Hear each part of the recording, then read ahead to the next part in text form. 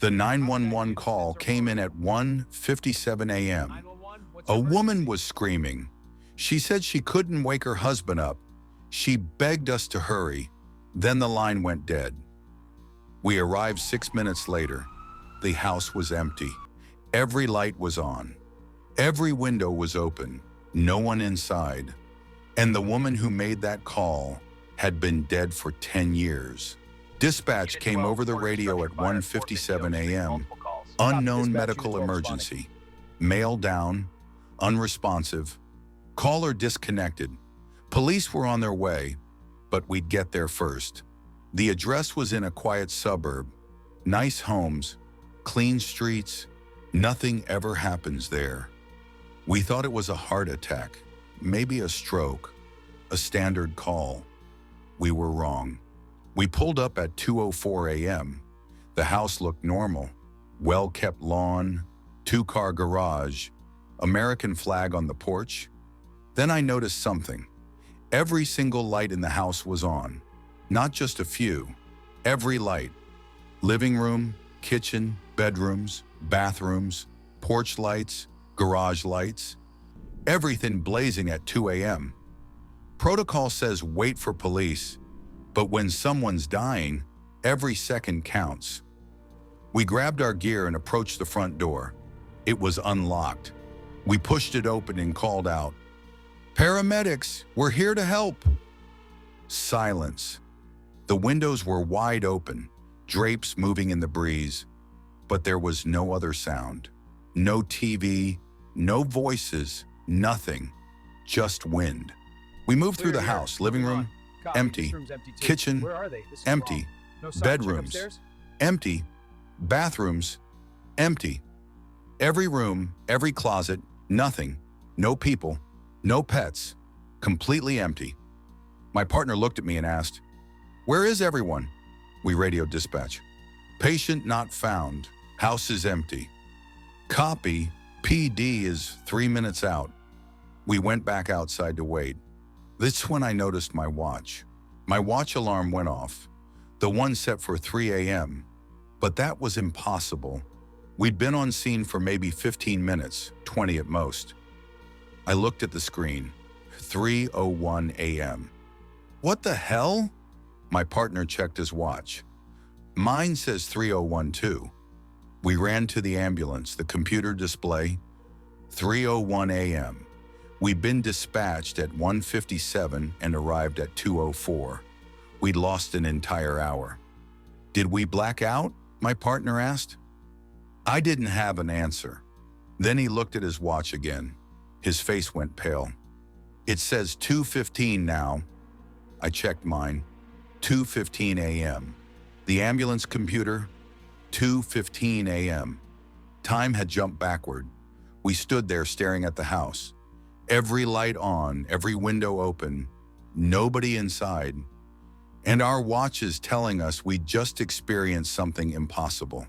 Police arrived a few minutes later. We explained everything. The empty house, the lights, the time glitch. They agreed to search.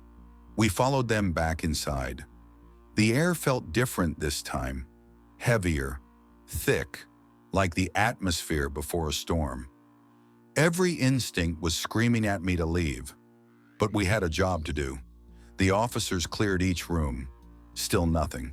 Then one of them stopped in the hallway, near a door. "You hear that?" We all went silent. At first, nothing.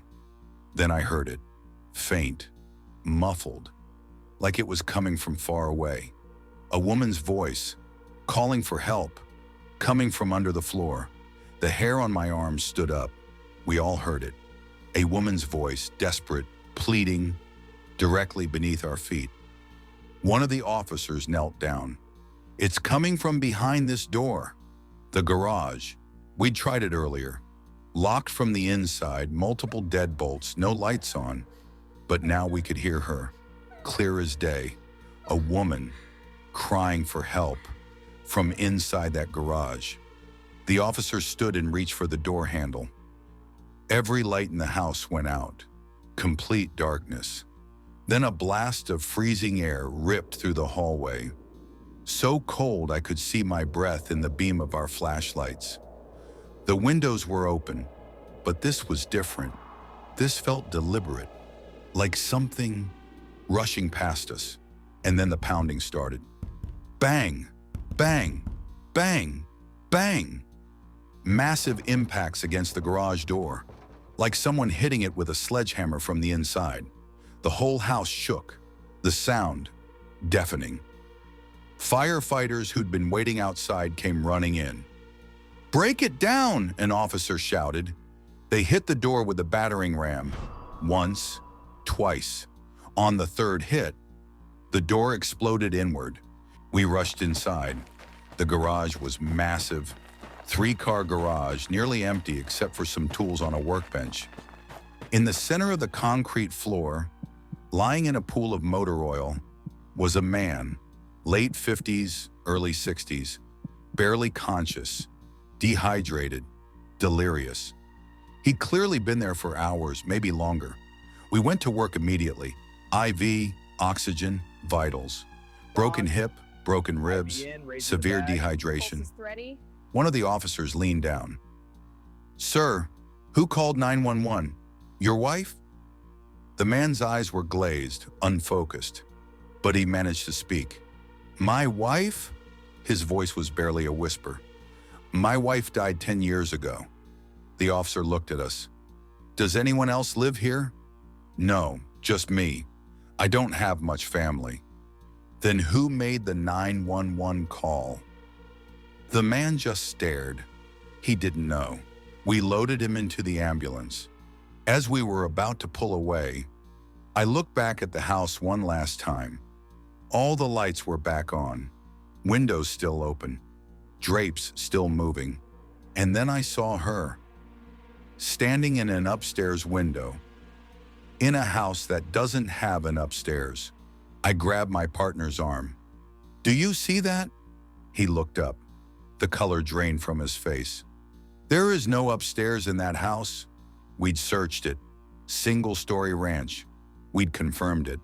But there she was, a woman's silhouette, perfectly still, standing in a second-story window that shouldn't exist, watching us.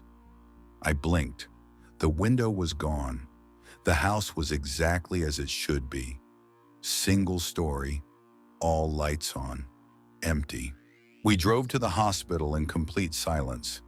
Neither of us mentioned it the rest of the shift. The man survived, full recovery considering. Dispatch confirmed the 911 call came from inside the house. A woman's voice saying she couldn't wake her husband. But the man lives alone, has for a decade, since his wife passed. There was no phone in the garage, no landline, no cell phone, nothing that could have made that call. The time distortion, the voice under the floorboards, the pounding on the door, the woman in the impossible window. None of it makes sense. We tell ourselves it was his wife, that somehow she found a way to call for help, that love doesn't end just because someone dies. We tell ourselves that because the alternative is too terrifying. Sometimes the dead don't rest.